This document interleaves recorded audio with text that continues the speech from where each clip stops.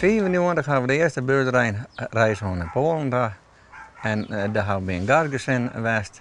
En daar is het begonnen. En ze staren wanneer het uitbreidt. Nee, gaan we alle jaren, soms wel 2 keer. Nee, eer met mensen. En dit recht verlet van hier, daar brachten we goed. En eten en centen. Nou, en dat is het hele verhaal. Alles wat hier staat, is net van mezelf. Want dat van mezelf hierheen en weer lang ophouden.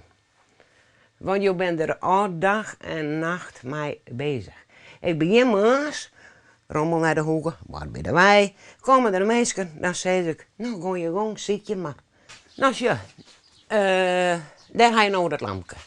Dat koop ik op een rommelmarkt voor 2 kwartjes. Ik bezit je om daar €1 aan te verdienen. En die euro gaat in een potje. Want je wil maar dat bezinnen.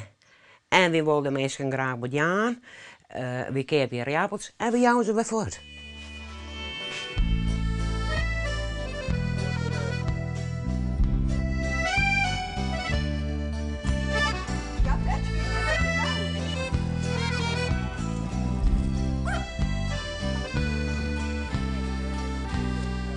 En hoe reageerden de mensen bij hem komen? Nou, je springt wel 3 voet van hem. Je staat zo al we er komen. Nou, dan uit hart wij dan ben je zelf wel blij. Ja, waarom? We hebben hier grote rijkdom. We leven hier als God in Frankrijk. En maar er zijn mensen die kunnen net met geld omgaan. Maar daar hadden ze echt jarmoed. En dat zo de mensen hier net. En wie ben er weer van geweest en wie zo het wil. Snap je? Hoe vaak ga je hem dan in Polen ta?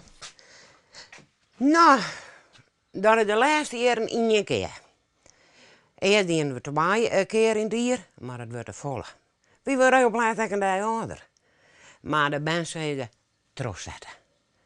Je kon in principe elke weekend wel heen naar mijn goed. In wezen wel. Jawel. Maar er zijn zoveel dorpjes en zoveel eer met mensen, hè? Dat kun je je net voorstellen. Het wordt al minder, ja. Het is een 1 zonder 1. Het is, we gaan deze reis even 2,5 kilometer rijden. En dat is een verrekt lang heen. En vooral als het heel best in de burg. Hé? En dan, maar ja, we nemen de treetje gewoon op. Tenminste. Dit strikplankje, dit praten koe. Nou, ik weet niet. Ik weet niet. Maar erop houdt mij ophouden, kan ik niet.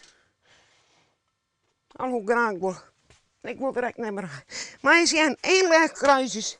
Mensen met een slucht op die jonge vrouwje.